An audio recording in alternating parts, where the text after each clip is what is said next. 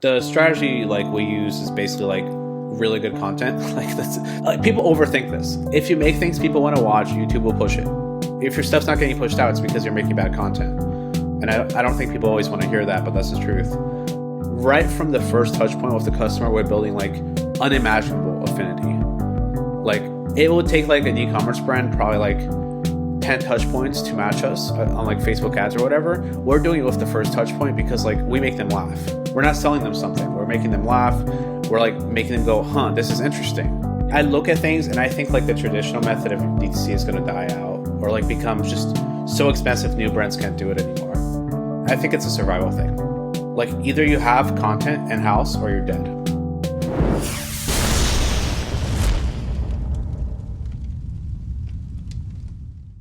Hello and welcome to D2C Podcast. I'm Eric Dyck. Today we're clashing swords with Mini Katana's founder, Isaac Medeiros, who in just under 2 years has built a global media empire on TikTok and YouTube with millions of subscribers and hundreds of millions of monthly views.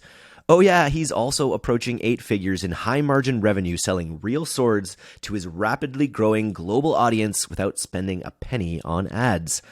Listen to The Way of the Samurai and you'll learn why being banned from advertising on all platforms led Isaac into content, where his second video drove 1 sale on 1,000 views, and why this formula is the basis for all his success going forward. Why YouTube Shorts represents an asymmetrical opportunity for content creators, and how global expansion on that format is paving the way for Mini Katana to hit its first billion-view month. You'll learn about Mr. Beast, Redbull, and why Isaac sees Mini Katana as a global media company first, with e-commerce as a distant second focus. I really enjoyed this one and see it as a timely reminder that owning your audience's attention is the most critical piece of the puzzle in 2023 and beyond. On with the show. Are you ready to grow your audience and revenue? Sendinblue is a multi-channel marketing platform that empowers businesses to create stronger customer relationships. Create personalized emails, captivating SMS campaigns, chat, custom landing pages, quick sign-up forms, automated workflows, and more instantly. Curious to learn more? Sign up today at sendinblue.com/DTC and enter promo code DTC to get 1 month free on a premium plan. Do it all with Sendinblue. Isaac, welcome to the D2C podcast. I'm thrilled to have you here. Tell me about why you started Mini Katana.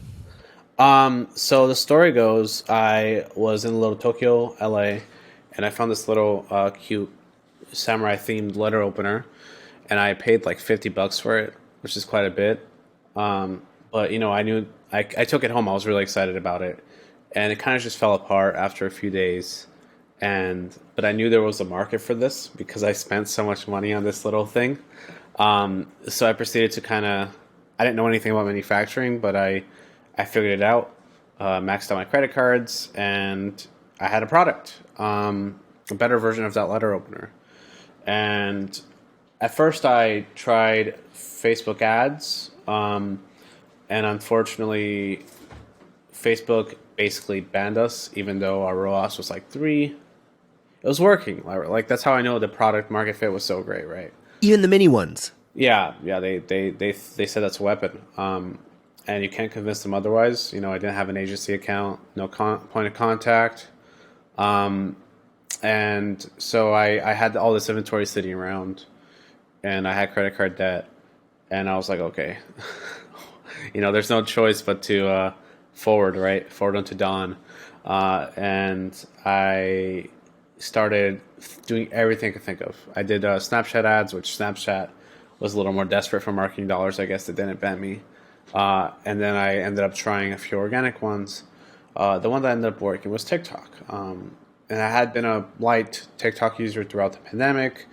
My girlfriend was a heavy user. And I kind of knew that, you know, maybe if I posted a video, people would see it. The first video didn't really lead to anything. It's just I got a few thousand views. But the second video got a few thousand views and a sale. And that's kind of all I needed. Everything I do is just an extreme version of that. First sale and first few thousand views now. So that's the canary in the like. It's even just to get 1,000 views on your first brand video is pretty good, and then to get that sale for free off of your second video, it's been onward and upwards from there. What's your biggest video had at this point? I think we have like 100 million views on a video or something. That's insane. And what makes them what videos are the ones that do the best? Usually like more stunty stuff. That's like stuff with swords. Um, but we also have educational videos that perform really well. Those get 20, 10, 5 million views. We kind of have like certain formats that we know will always get a lot of views that we rely on. It's interesting that you like right off the beginning, there's like the magic of a katana. Like everyone just has this idea of these like of the steel that had to be folded 100 times and the precision, and so that's like it has this like value built into it in a way, like the way of the samurai is like built into it, and you recognize that early on with your $50 letter opener. What's your price point on your mini katanas now? Still around that price point. Our biggest win was actually selling bigger stuff, which everyone kept asking for over and over again. That kicked the AOV to like 107, and now we mostly sell the bigger stuff. I was gonna ask what your price breakdown was. Well, talk about your growth. Like how you made that first sale on your first 1,000 TikTok views. How has growth been since then? So first it was just TikTok, and it was a very proportional relationship, right? Product, me making videos, get sales, pack the orders, do customer support. I remember like last year. In your apartment. I was looking at your videos. This is in your apartment. The little shoebox apartment, yeah. So that was me. And these are not the easiest products. They're probably heavy when you have a lot of them. No, it's not. No, I had to get a storage unit. It was just a hustle. We've all been there. But I made it work, and I worked 12 hours, 10 hours a day, whatever it took. And then my first hire was, classic first hire, I think, is the CS person. Because you get that off your hand, and then after that was the packing person. But it was pretty crazy. So like right off the bat, I got really good at the video thing fast. Because it's such a, like you post a good video and you get feedback almost immediately from TikTok. So like it's a fast iterative process, very, very fast. As long as you're willing to get really good at it and really focus on it, you'll get good fast, right? But I kind of like on the product side, like I would just sell out, and I had nothing. And that's always been my biggest issue. We still suffer from sellouts this year, even now. Like we're way better at video than we are at like making sure we have enough product. But yeah, so I sold small stuff until October of last year when I pre-sold my first big thing. We did like 70K in pre-orders. I used that to finance, actually buying the stuff. And then like I used pre-orders a lot after that to really kind of hack my way to getting bigger quantities of inventory in-house. And then, yeah, this year has been the year of just like launching a lot of big variants. And then you sell, to be clear, you sell replicas, but you also sell deadly weapons. You sell like sharps as well, right? Yeah, so like we do stuff that's just for display, but also like sharp stuff. Can you do one where you drop a silk scarf and it cuts itself on the blade? Is that real? I saw that in the Bodyguard one time. I don't think you can do that. No, it's the material isn't quite. I think we did a video on that actually, or one of my creators did a video on that. Yeah. Very cool. So, what was your first? So you went from mini to like. What was the biggest hiccup going from mini katanas to large katanas? It was just figuring out how to make them. Yeah. Honestly, it's such like that's why we have supply constraints even today. It's just such a pain to make the product. But it paid off because basically like nobody can copy us. There's this large barrier to entry, which is you can't do ad spend. And then after that, it's like, how do I even make the stuff and make it well, right? Like we're really good at what we do. A few things that we figured out how to do really well are like, how to make swords colorful and not have them suck and not have like the colors chip off. Doesn't seem obvious that would be very difficult, but it is. It's metal. Yeah, manufacturing was like a big win for us. But again, like we're way better at the video than manufacturing. The way I describe ourselves to people is like we're a media lifestyle brand that happens to have this backbone of selling, lots and lots of swords. Yeah. But like right now we're at like 200 to 300 million views a month consistently. We think like with our pretty aggressive expansion of our content channels next year. That's going to get to like 1 billion a month. And that's organic. So like, full stop, we're media lifestyle. Like Yeah. we've already done tests with accessories and small apparel tests, and we can sell basically anything. The swords just helped subsidize our machine to get this big. But now that it's this big, we can kind of do anything we want. Like Mr. Beast style. It's like a reverse Mr. Beast. I don't know for Mr. Beast. He's incredible, but I think we have more similarities to Mr. Beast than most e-commerce brands. At the end of the day, like what it comes down to is I look at things and I think like the traditional method of DTC is going to die out or like becomes just so expensive new brands can't do it anymore. And I think like it's a survival thing. Like either you have content in house or you're dead eventually. I would say so. I was just writing a little thought leadership piece for a publication that asked for it, and it was just all about like owning your audience's attention is the biggest thing. And it's funny. It's what Pilot House did with D2C. They started this company inside to start content, newsletters, and podcasts around the topic, and now it's helped fuel their agency to such crazy heights. And I feel like it's something every brand needs to think about. Is like, how are you going to create a distribution channel via media to your audience that you don't have to constantly acquire them all the time, or even email them? Yeah, like for us internally, our three most important metrics in this order are sub growth every month, views every month, and then sales. Like the e-commerce side of the business is actually lower priority than the media side of the business. And what that lets us do is really optimize for the media. Like what's incredible is our view count, but what's even more incredible is our sub growth count, especially on YouTube. I think like in a 30-day period, we had like 200,000, 250,000 new subs. So like that's what we really focus on, just making sure people really love the content. And where is the subscriber base here? Is this mostly US? Is this global? It's very global. So like next year, again, like lifestyle brand expansion, but also international expansion will probably 3x our size. Because you're not selling globally right now, right? Not really. That's crazy. But you have this huge untapped audience that might buy if you were able to fulfill globally. I mean, they buy. It's just like costs $200 to get a sword to Europe, and the sword costs like under $200, so they're paying a total of like $400 for the dang thing. So we know like it works. Unreal. So after TikTok, moved heavily onto YouTube. I was watching some of your videos. You can tell like, how much thought goes into them, how much they're attuned to your audience with the edits and with the sort of the really fun elements to them. That must have been a fun process, like building out that sort of language for how you're going to make videos. Yeah, I mean, so up until January of this year, I actually shot all the content myself. Like I did everything by myself.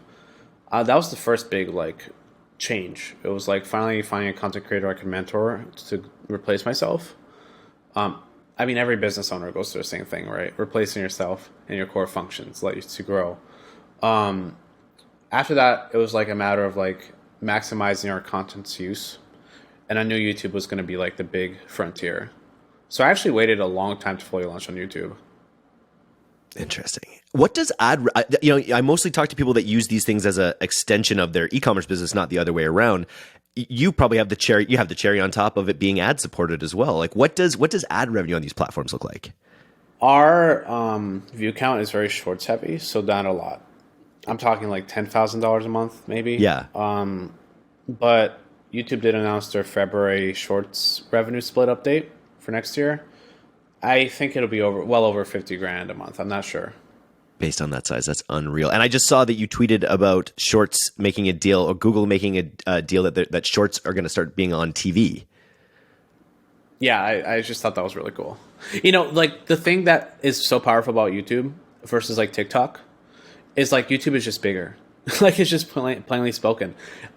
People are going to watch you on their television, on their computer, on their phone. TikTok, you're really just segregating yourself to one demographic and one audience. Whereas YouTube is global and it's like across every device. So I imagine your videos are not very sales heavy. Like it's sort of like, how do you balance the sales message with the content message? Do you have any sales messages in your videos? I mean, we say there's not a lot of this, or like, we push like scarcity, which is very true. but like our methodology is very much entertain first, own the attention, and the sales will come. Amazing. And I understand you've been investing recently in the email side of your business. Can you talk a little bit about your email kung fu? No, yeah. So like for the longest time, we had this email list with like a wheelio pop up on our website with a 20% opt-in rate. Like it's gotten pretty big. It's at 400,000 or something. And like we never segment. We just like did full sends all this time with like it's like 45% average open rate or something.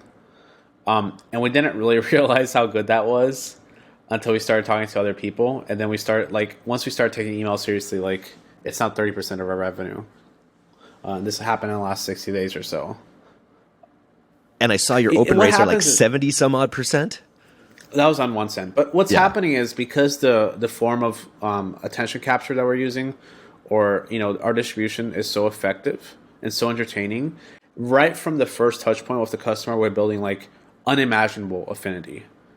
Like it would take like an e-commerce brand probably like 10 touch points to match us on like Facebook ads or whatever. We're doing it with the first touch point because like we make them laugh. We're not selling them something. We're making them laugh. Entertaining them. Making them go, huh, this is interesting. We're making them rewatch the content, subscribe, feel attached to us.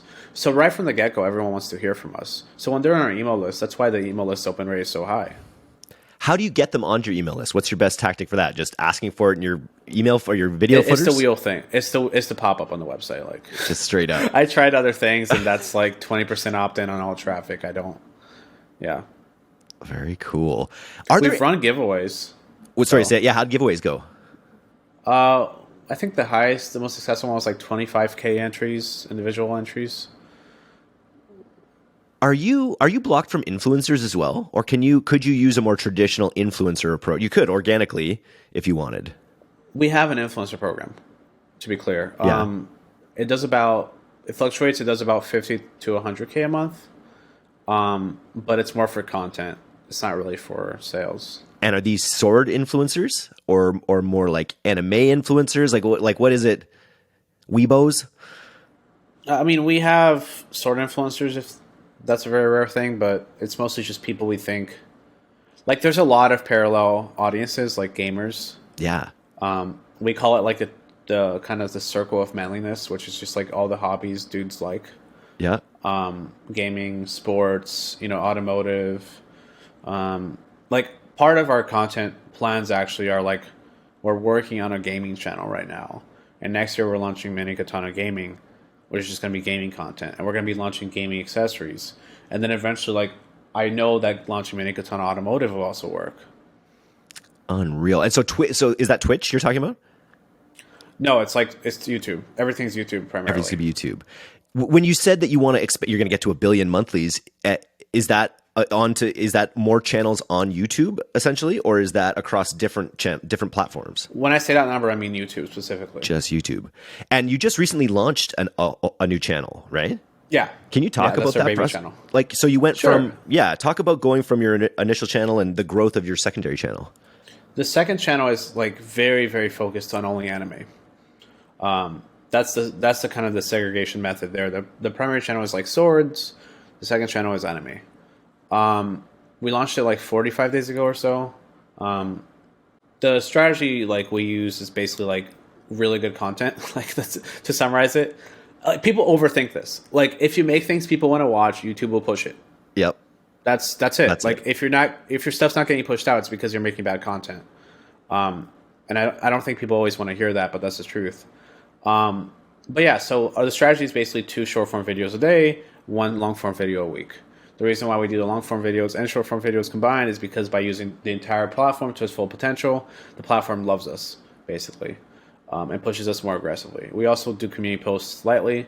Growth has been okay. It's like growing at 500 subs a day, but it hasn't really exploded yet. And based on what we know, it's going to take like 90 days. We just have to be patient. But it's at 25K subs in 45 days, which isn't bad. And is there anything, do you get a halo effect from your previous channel? Are you telling people, hey, if you're over here, if you like anime, we started this new channel? We didn't do that, no. And the reason is because as somebody who's a media buyer, which I'm sure a lot of the people listening to this are, it's healthy to think about like your following or sub count on these platforms as a lookalike audience that the platform is building for you. What I mean by that is like your subs on YouTube are the people most likely to love your content. YouTube is going to try to show that to other people, like your sub count.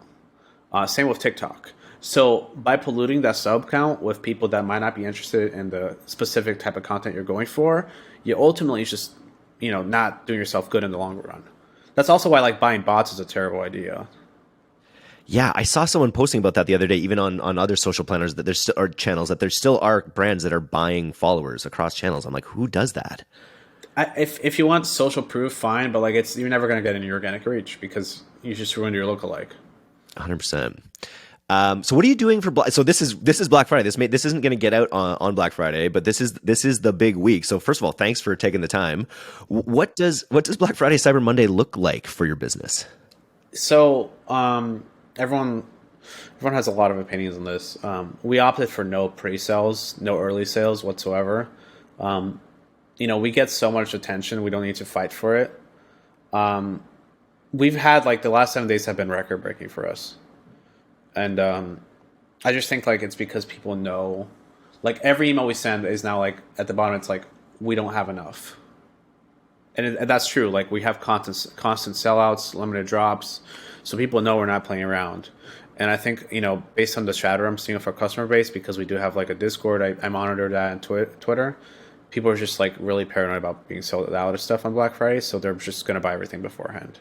For Black Friday itself, I'm not discounting. We're just going to like be doing bundles and gifting to push AOV up. Nice. And it's working so far. You're already raising sales just based on scarcity heading into the season. Yeah, just focusing and nailing down that scarcity.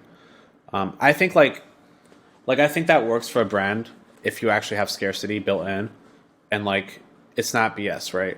Like your customers know it. They from experience that they'll deal with that. And everyone who knows Mini Katana has seen that we run out of whatever they're looking for over and over again. Question on the anime channel. Is it producing sales at around the same clip? We don't track attribution like that. Oh, interesting. Internally, like we kind of joke, we're like, our attribution method is last five or like last five attribution, right? Because like we really don't track it. We gave up. Like it's not possible. The only thing we can use is post-purchase survey. And the fact, I don't know, I assume on your anime channel, like I've seen some of your swords that are more fantasy-based, right? Versus like the more traditional-looking ones. Like are you probably going to sell more, you might see an increase in sales of the more, anime-based swords from the anime channel? Probably. Well, look, what it ultimately comes down to is like, we like that we sell the swords, but like we know that like as the average person across like YouTube, TikTok, and Instagram is seeing us 3 times a day. Like it's like 3.2 actually. Like our average subscriber. That was like data that we got from surveying. That's like serious like attention that we own. Like we own a full minute, 2 minutes of somebody's day on average, and that's across like 10 million, 15 million people. Like that's what we're going for. Like the sales are really secondary to that. We're not trying to optimize for sales. Our outcome is more attention. In the circle of manliness. Or, yeah. I love that expression. It's awesome to embrace it. And that's how you're thinking about it. You're thinking about this. It's a full out media company. It's a fledgling media conglomerate with sky's the limit. Yeah. The best case study for what we're trying to emulate is Redbull.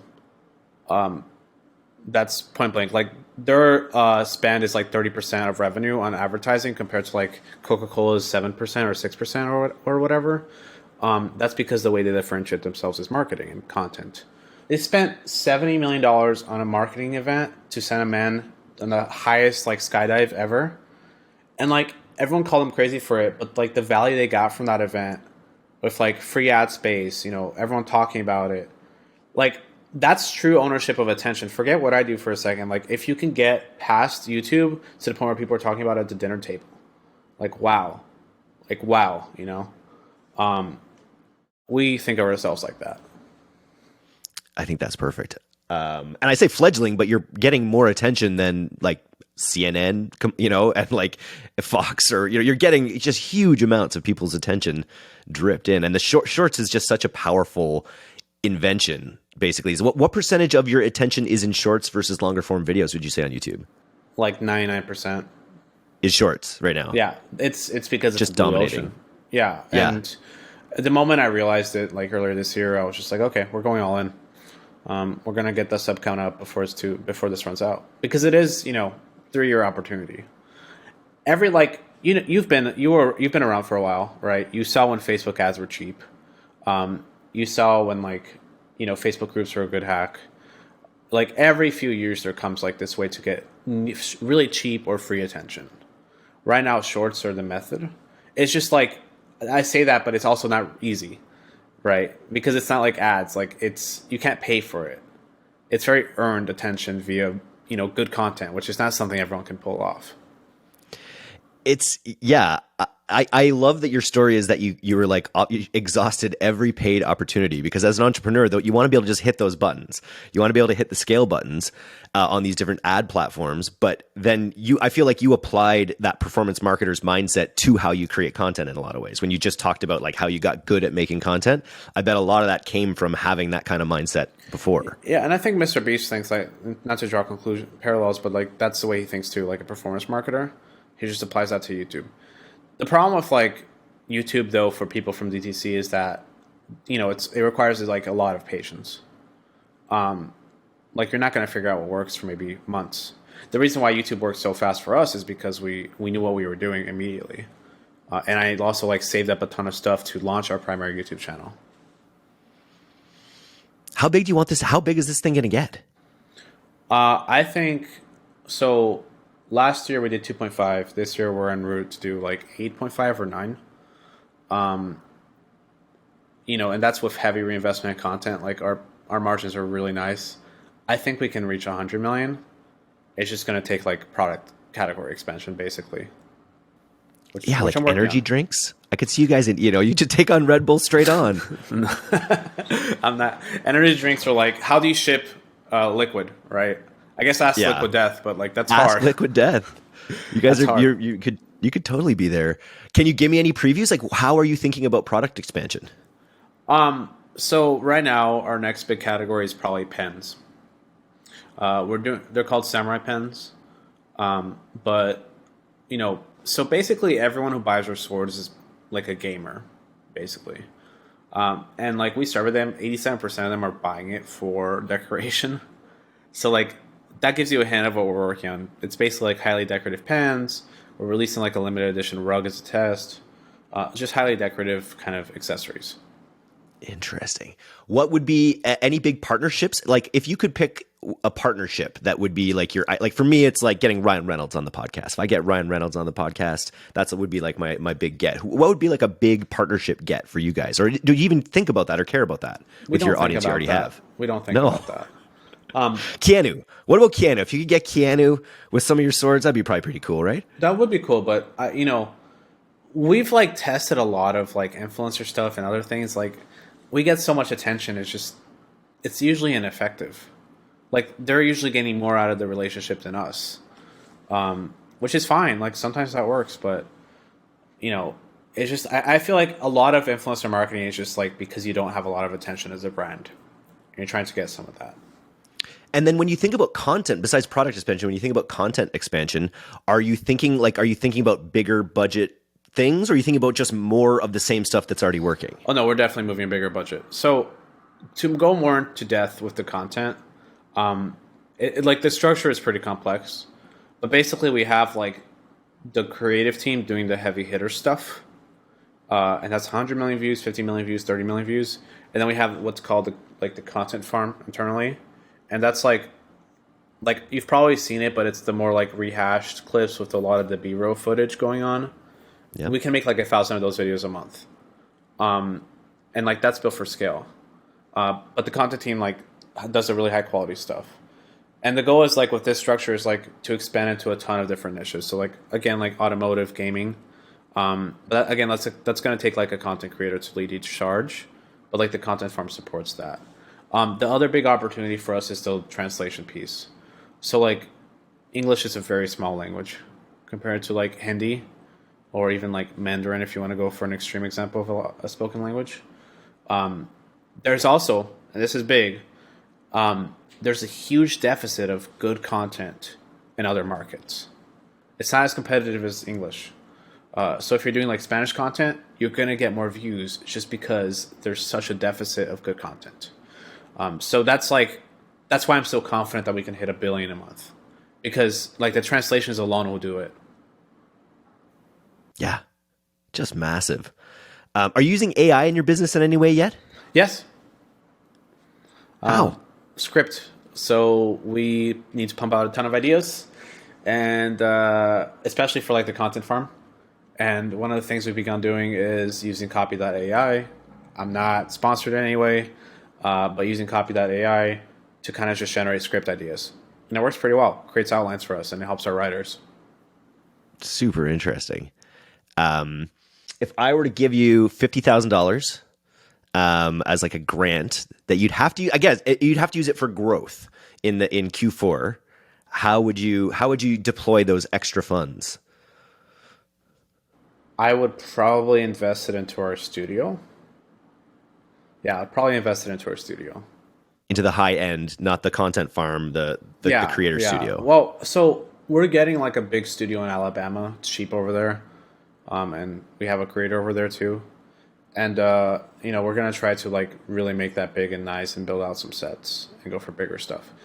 To be clear, like it's easier to get views with shorts, but the long form stuff is where you build a super high affinity. And that's what we want to eventually get the best at. I love it. What is the format of your longest format videos so far? Like are they 5-10 minute walkthroughs? Yeah. Usually educational. Or like a challenge. About how the swords are made, how to use the swords kind of thing? Yeah, or like for the anime stuff, it's actually pretty easy. It's just like the top 5 most powerful characters or whatever, right? For the swords, it's usually something stupid like, can a katana tree? Or like... Or a blade of silk. Yeah, and it's like a 5-minute, 10-minute challenge video. We did one recent video that was like a fight between 2 fictional characters with our swords. It's doing pretty well. Are you decent with a sword? No. It's not a skill you've. I have not matched the blade. Okay, fair enough. Nice. Well, this has been awesome. Thanks for coming on here. I see you're quite a character on Twitter. I love your takes on Twitter. So you got to go and follow at the Isaac Med. We'll link it in the show notes. Thanks for coming on the podcast today. This was awesome. Yeah, thank you for having me.